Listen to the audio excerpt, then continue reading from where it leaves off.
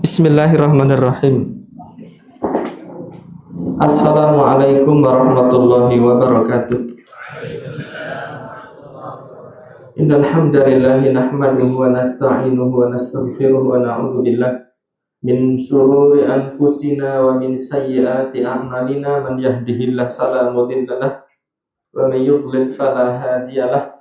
Wa asyhadu an la ilaha illallah wahdahu la syarika lah wa asyhadu anna Muhammadan abduhu wa rasuluh, amma ba'du. Ikhwani wa akhwati fillah rahimani wa rahimakumullah. Yang pertama saya memperkenalkan diri saya Abul Aswad dari komunitas Shahih Fikih di Yogyakarta. Datang ke sini bersama teman-teman dari berbagai komunitas ya, dari Peduli Muslim, dari mana lagi Mas Riyad, dari Aceh Sinergi dan lain-lain. Yang kami hormati Ustadz Abu Dihyah, Ustadz yang sangat ramah tamah. Yang kami hormati Dr. Furqon yang dermawan, para ustadz dan teman-teman relawan yang kami banggakan, dan teman-teman santri yang kami banggakan pula. Untuk membuka pertemuan kita malam hari ini, saya ingin bacakan beberapa bait syair yang sering diucapkan oleh guru saya. Seorang penyair mengatakan, yatibu qalbah biluqya ikhwatin fihim ijtama'na fi tariqil awhadi tauhidu rabbin nasi jullu muradina wa bi khairi rusulillahi kullun naqtadi famadaru manhajina kitabu ilahina wa sunnatul asma sunnatu ahmadi summal huda hadiyus sahabati ba'dahu khairul ula min ahli qarnin amjadi ilzam khutahum waqtadi asarahum duna ibtida'in aw guluwin tas'adi.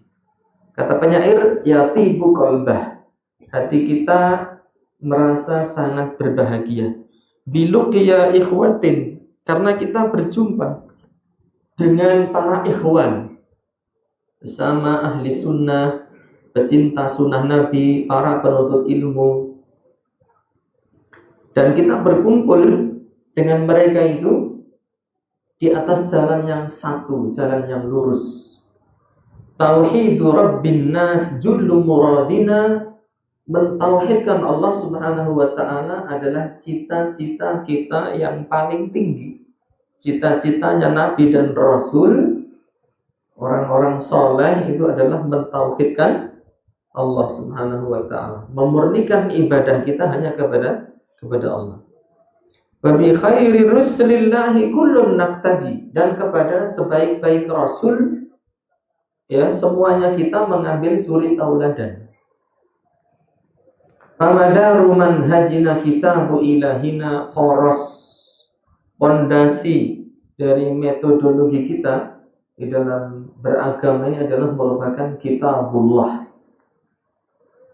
Wa sunnatul asma sunnatu ahmadi, kemudian sunnah yang mulia yaitu sunnahnya Nabi besar Muhammad sallallahu alaihi wasallam. Summal huda hadiyus sahabati ba'dahu khairul ula, kemudian petunjuk, sebaik-baik petunjuk, yaitu petunjuknya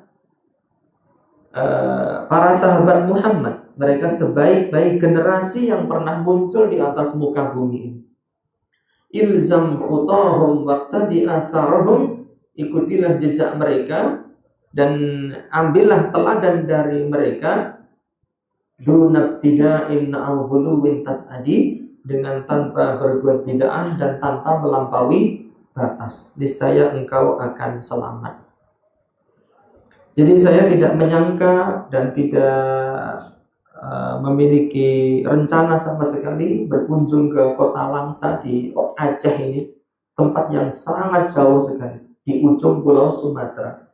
Barangkali ini adalah kunjungan saya yang pertama dan yang terakhir, mungkin ya sampai nanti saya mati saya tidak bisa berkunjung lagi ke tempat ini. Tapi saya cukup bahagia, cukup berbangga Ternyata di ujung pulau Sumatera ini masih tersisa anak-anak manusia yang memiliki kecintaan tinggi terhadap sunnah Rasulullah Sallallahu Alaihi Wasallam. Yakinlah bahwa kita adalah orang-orang yang dipilih oleh Allah untuk menjadi penuntut ilmu, untuk menebarkan sunnah Nabi Sallallahu Alaihi Wasallam.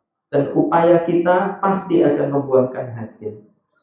5 tahun ke depan, 10 tahun ke depan, anak cucu kita akan menikmati betapa indahnya sunnah Nabi Sallallahu Alaihi Wasallam yang menjadi jalan keselamatan, jalan keberuntungan dan kejayaan.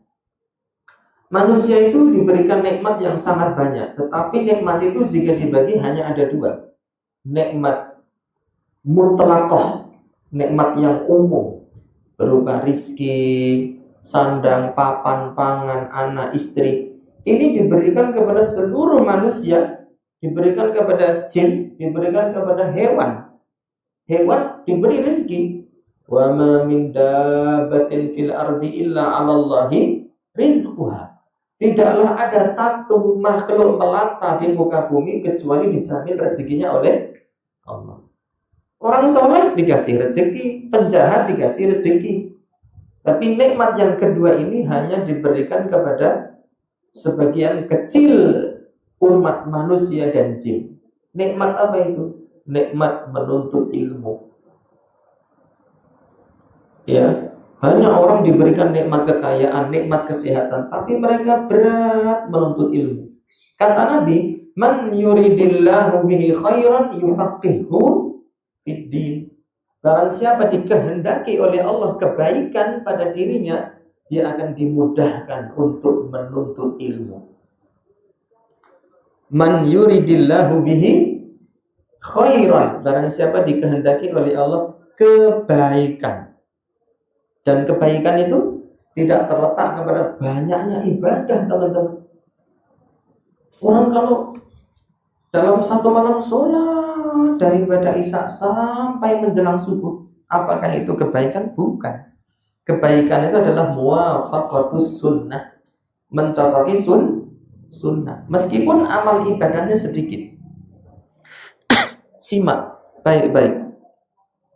Hadis yang sangat saya cintai dan sering saya sampaikan di mana-mana tempat. Hadis ini disahihkan oleh para ulama kita, para ulama ahli hadis. Nabi mengatakan, "Man ghassala wa ghtasala yaumal jum'ah."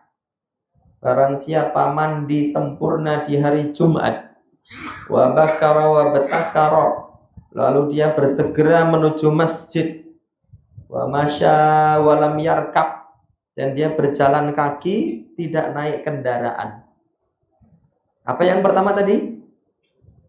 Mandi sempurna. Terus apa? Berjalan kaki. Yang ketiga, mandi, bersegera, terus berjalan kaki. Tidak naik kendaraan. Kata para ulama, kalau antum itu naik motor, kemudian motor diparkirkan di halaman sana, tepi jalan. Dari jalan antum dari jalanan itu antum ke sini jalan kaki, antum itu disebut orang yang berjalan kaki. Tapi antum tidak disebut orang yang berjalan kaki lalu tidak menaiki kendaraan, karena antum masih melakukan aktivitas naik kendaraan. Tapi kalau antum dari rumah, dari asrama, jalan kaki ke masjid tanpa naik kendaraan sama sekali, itu namanya wa masya wa lam yarkab. Ya, jalan kaki dan tidak naik kendaraan sama sekali. Ketiga itu. Wadana minal imam, kemudian dia duduk dekat dengan imam, yaitu di shaf pertama. Shaf kedua enggak masuk hitungan. Wastama'a, dia menyimak khutbah. Ada perbedaan antara sami'a. Ini ya, ini suara apa ini? Jangkrik. Bener ya? Kita dengar nggak suara jangkrik itu? Dengar, tapi kita tidak menyimaknya. Itu perbedaan sami'a dengan istama'a. Yang disyaratkan dalam hadis ini bukan sekedar mendengar khutbah, mendengar dan menyimak dengan penuh perhatian dari awal sampai akhir. Itu namanya istama'. Wa ansata, lalu dia diam. Yang terakhir walam yalhu, dan dia tidak bermain-main. 7 ini merupakan sunnah Rasulullah Shallallahu Alaihi Wasallam di dalam menjalankan ibadah sholat Jumat. Kalau 7 ini kita lakukan, apa kata Nabi? Kana lahu min kulli khutwatin yakhtuha. Dia diberikan untuk setiap satu langkah dari rumah menuju masjid, diberikan apa? Ajru sanatin, pahala ibadah setahun full, qiyamuha wa siyamuha. Sholat tahajud 1 tahun, puasa sunnah 1 tahun. 1 langkah, teman-teman. 1 langkah antum bernilai sholat tahajud 1 tahun, puasa sunnah 1 tahun. Kalau jarak dari rumah antum ke masjid itu 2000 langkah, dihaban wa iyaban, pulang pergi, maka 1 kali Jumatan antum memborong, antum memboyong pahala ibadah 2000 tahun. Sholat tahajud 2000 tahun, puasa sunnah 2000 tahun. Padahal sholat Jumatnya cuma 1 kali. Kenapa bisa tinggi seperti itu? Karena mencocoki sunnah. Maka berbahagialah, jayalah orang yang hidup di atas sunnah Rasulullah Sallallahu Alaihi Wasallam. Dari situ para ulama salaf mengatakan al-iqtisadu fis sunnati khairun minal ijtihadi fil bid'ati. Sederhana di dalam sunnah jauh lebih dahsyat, lebih utama daripada bersungguh-sungguh di dalam apa? Kebid'ahan. Bayangkan, ada orang 60 tahun misalnya, sisa usia kita berapa? Nabi mengatakan a'maru ummati ma baina sittin wa sab'in. Usia umatku itu antara 60 dan 70. Misalnya ada manusia umurnya 69 tahun lebih 10 bulan. Berarti berapa sisa umur yang dia miliki? Mentok 70 tahun. Ya 69 tahun lebih 10 bulan. Berapa sisa usia yang dia miliki? 2 bulan. Sementara dia penuhi 69 itu dengan kemaksiatan, kemungkaran, kesyirikan, kerusakan, kejahatan. Lalu di 2 bulan terakhir dia ingin bertaubat. Apakah bisa dia menggapai surga? Tidak bisa. 69 dosa, 2 bulan pengen masuk surga? Tidak bisa. Bagi orang yang tidak mengenal sunnah Rasulullah Sallallahu Alaihi Wasallam. Tapi orang-orang yang diberikan taufik untuk belajar, mempelajari sunnah, mengamalkannya, mendakwahkannya, 1 kali Jumatan 2000 tahun ibadah. Nah kalau 2 bulan berapa Jumatannya? Berapa? 2 bulan Jumatan 4 kali. 2 bulan Jumatannya berapa kali? 4 atau 8? 8 atau 9. Kalau 1 kali Jumatan senilai ibadah 2000 tahun, berarti dalam waktu 2 bulan dia bisa menggapai pahala ibadah berapa tahun? Berapa? 16.000 tahun ibadah. Dengan apa? Dengan sunnah. Dan dia sudah mengalahkan umur umat terdahulu yang sampai 1000 tahun, 900 tahun. Umat Islam itu jatah usianya pendek-pendek, 60. Ada yang 15 tahun meninggal dunia. Pernah saya pengajian menjelang Ramadan itu, ya, sepulang dari situ saya dikasih tahu Ustadz, istri dari takmir itu meninggal dunia. Padahal Ramadan kurang 1 minggu atau kurang 1 bulan, saya lupa. Siapa tuh mas? Itu yang bikinin minuman Ustadz waktu pengajian. Mati dia, mati. Makanya saya tanya, ini yang bikin siapa tadi? Minuman ini. Bukan berarti dia cepat mati, enggak. Saya sekedar tanya aja. Karena kemarin sebelum berangkat ke sini ada tetangga saya malam itu pengajian, habis sholat jamak subuh tahu-tahu jatuh bablas meninggal dunia usia 51. Baru beberapa hari yang lalu. Padahal Ramadan tinggal berapa Ramadan? Sekitar 1 bulan. Saya yakin nanti Ramadan kurang 1 minggu itu juga ada yang mati. Iya. Ada nggak orang yang Ramadan kurang 1 minggu mati? Ada. Di Jogja itu ada ustadz, ya, kurang 1 minggu jadwal kultumnya, jadwal bukbernya 1 bulan sudah penuh semua.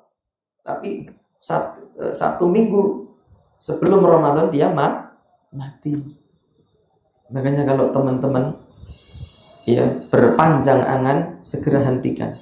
Antum pasti mati, saya juga pasti mati. Tapi kayaknya ya saya belakangan kayaknya.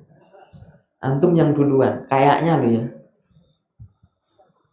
Itulah kehebatan sunnah Rasulullah Sallallahu Alaihi Wasallam.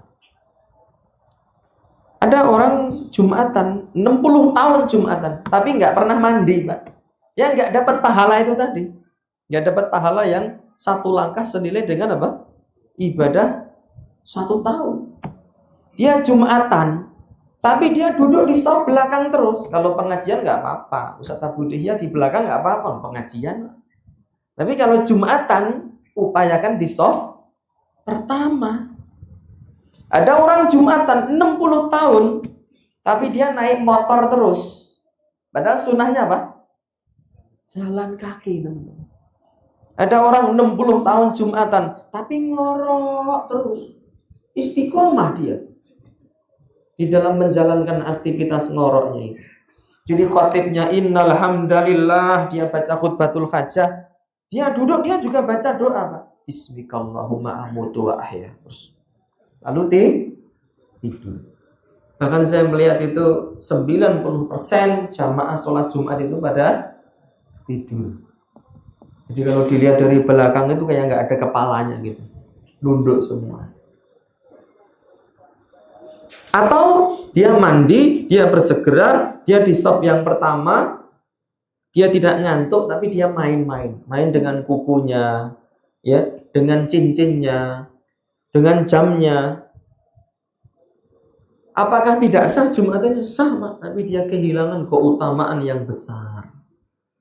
Makanya Al-Imam Ibnu Utsaimin rahimahullahu ta'ala di dalam kitab Syarah Arba'in mengatakan ibadatu adatu ahlil yaqdati ibadatun.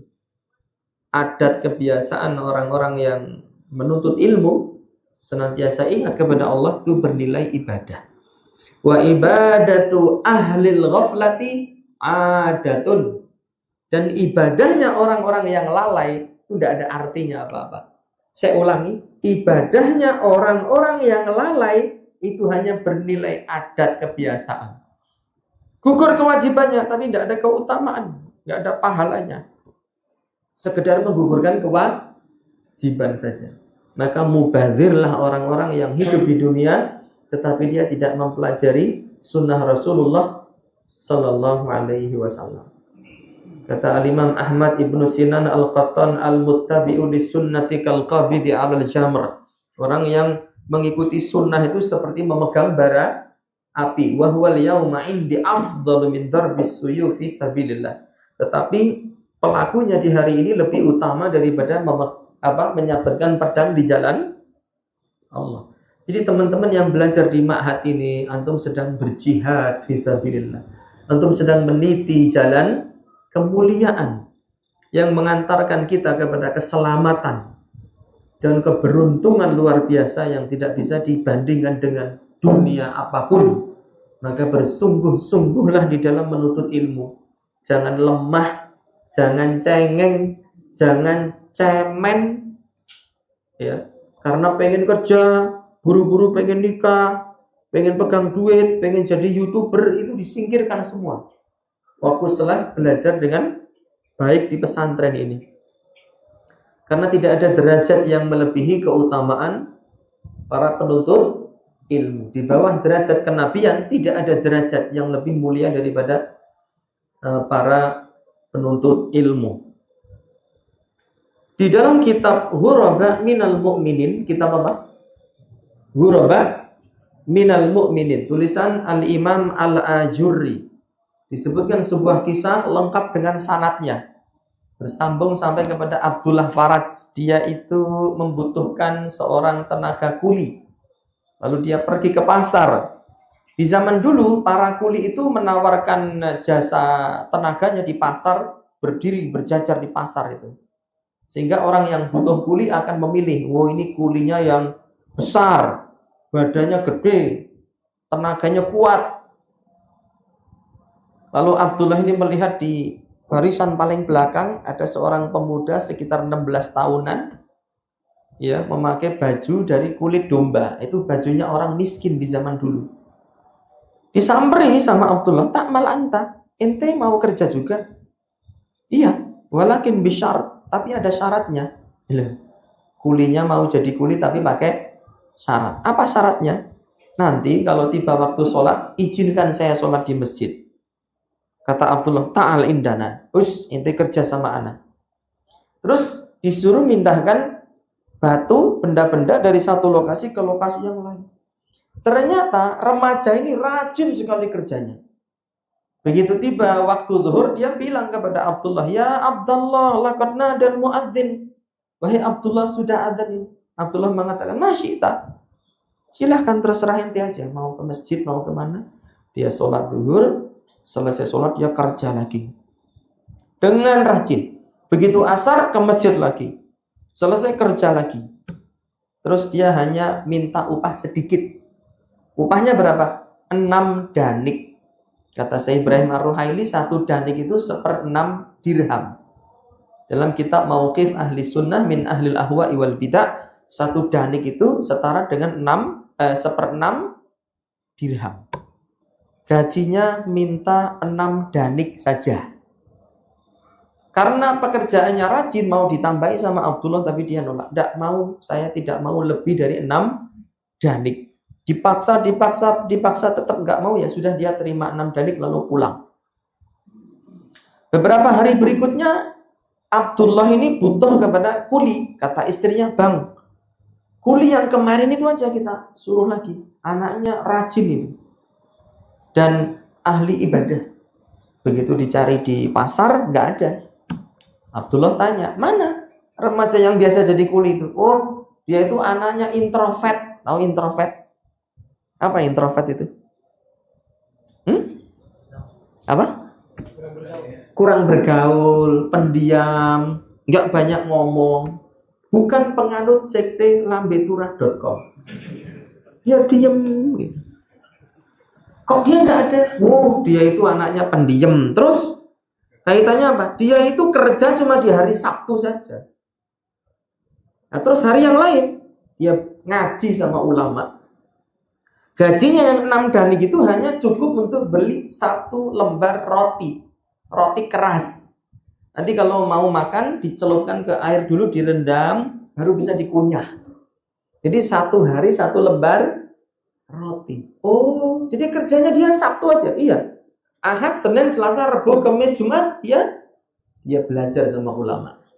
Begitu hari Sabtu disamperin di pasar, tetap nggak ada. Kata teman-temannya kuli, dia sakit katanya. Tinggal di mana? Di ujung kota bersama seorang nenek tua di Gubuk Reot. Didatangi sama Abdullah, cari, tanya, ketemu. Dia terbaring, ya, memakai bantal dari batu bata, lemah, lemes gitu. Saya Abdullah, ada yang bisa saya bantu? Kata pemuda ini, kalau tidak merepotkan, saya ingin minta tolong. Tidak. Apa yang bisa saya lakukan? Nanti sewaktu-waktu saya mati, kuburkan saya di tempat sepi sana. Jadi introvertnya dibawa sampai mati. Dan tolong dijubah kulit kambing saya itu, dia mengeluarkan buntelan, Pak. Buntelan segenggaman tangan ini. Kayak kantong. Kalau saya mati, serahkan ini pada khalifah. Beneran mati pemuda ini, teman-teman. Mati. Lalu digali, ditanam, dikafani, disolati, ditanam. Kemudian Abdullah ini mendapati iring-iringan Khalifah Harun ar-Rasyid yang dijaga ketat oleh Pas Pamkhol, pasukan pengaman Khalifah.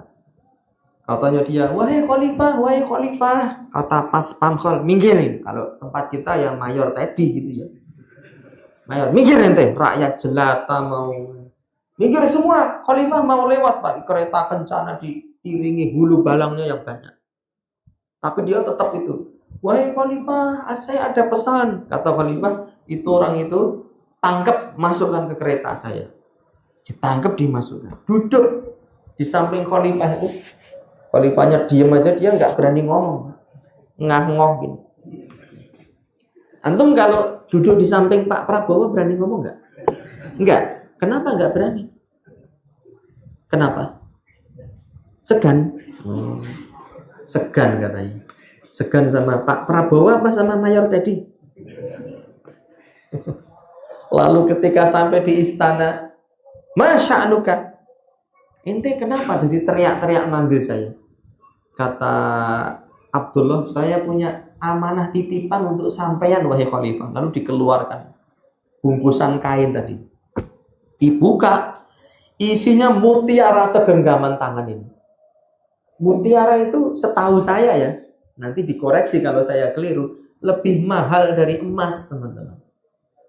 Karena saya pernah dapat hadiah keris. Keris itu warangkannya emas semua. Terus saya hubungi salah satu relawan peduli muslim Mas Riyad, namanya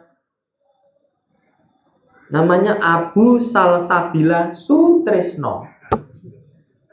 Nah, dia kan jual beli emas. Emas itu di sini Pak Abang, bang gitu ya. Bang, saya punya keris warangkannya dari emas, sampean beli kita pakai buat bangun pesantren. Dia datang, mana? Emas beneran apa emas sutres itu? Ini emas beneran. Begitu ditimbang, wah, saya nggak punya cukup modal untuk beli keris ini Ustaz. Saya kuatnya hanya beli gelang sama rantainya ini, rantai kecil itu loh, dari emas juga. Akhirnya kita tawarkan ke orang, ada orang dari Sukoharjo nginep di pesantren. Mana kerisnya? Ini. Dia nawar 80 juta. Kita bilang, nggak boleh. Minimal 83 juta. Baik Ustadz, kalau begitu kita nginep dulu di pondok. Besok subuh saya kasih kepastiannya. Selesai subuh, deal, saya bayar 83 juta. Kita serahkan keris itu. 1,5 bulan berikutnya kita minta tolong kepada Mas Sutrisno. Mas, coba dilacak keris kemarin itu jatuhnya kemana? Sampean kan punya jaringan para pedagang emas itu. Mas-mas yang dijual itu kan sampean tahu kemana larinya. Mas Darsono, Mas Raharjo. Ternyata dicek di grup kolektor benda-benda antik, keris itu sama pembeli kita dijual lagi ke orang lain seharga 350 juta.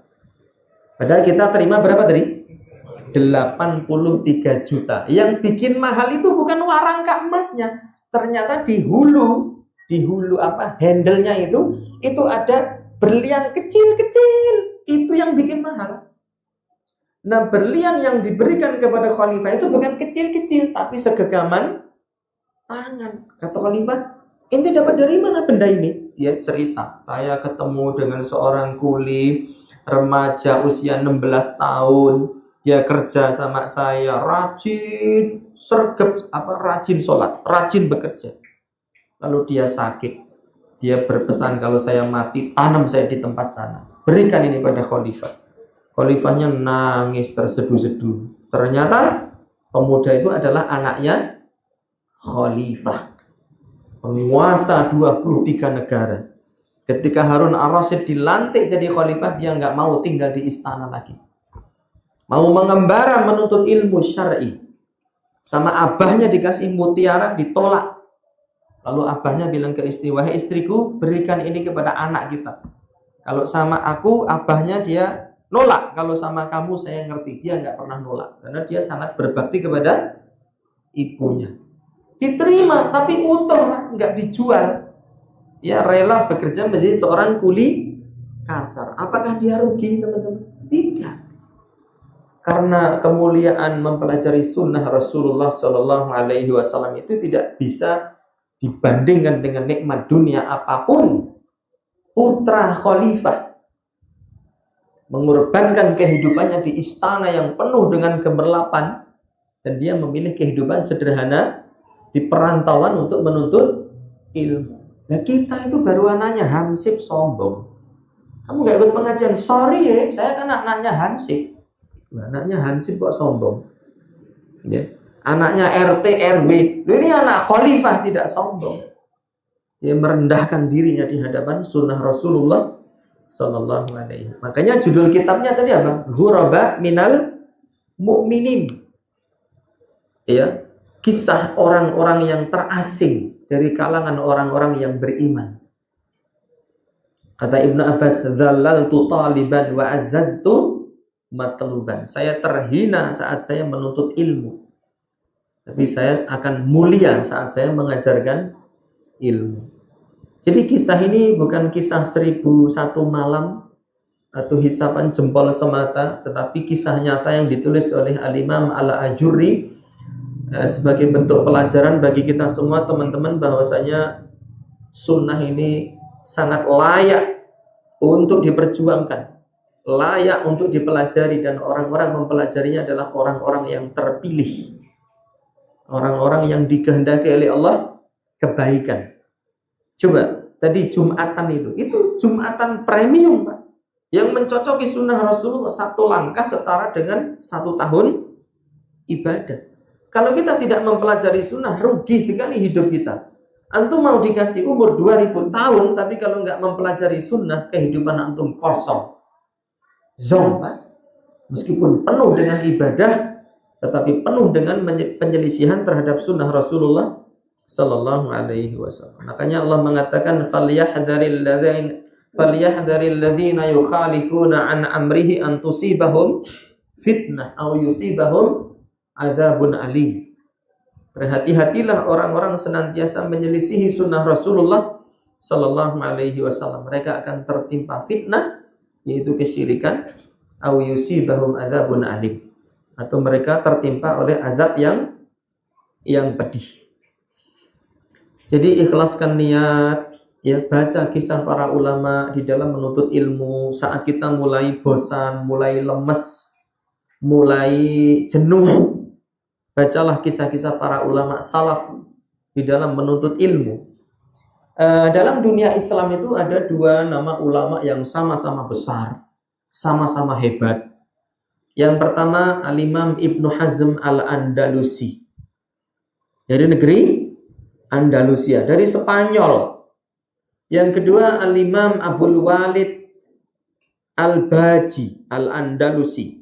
Ibnu Hazm itu dari mazhab Zahiriyah, Abul Walid dari mazhab Malikiyah. Para ulama itu lebih memilih bahwa Abul Walid Al-Baji ini lebih utama dibandingkan dengan Ibnu Hazm Al-Andalusi. Bukan karena banyaknya ilmu, bukan karena banyaknya kitab, bukan karena banyaknya murid, tapi karena apa? Kata para ulama, "Ammal Imam Ibnu Hazm fata'allama tahta masabihil qusur." Ibnu Hazm itu dia belajar di bawah penerangan lampu-lampu istana. Karena Ibnu Hazm itu seorang pejabat kerajaan. Lalu keluar dari istana, naik kereta kencana, dikawal oleh prajurit yang banyak. Tapi dia belajar, Pak, di istananya sampai menjadi ulama.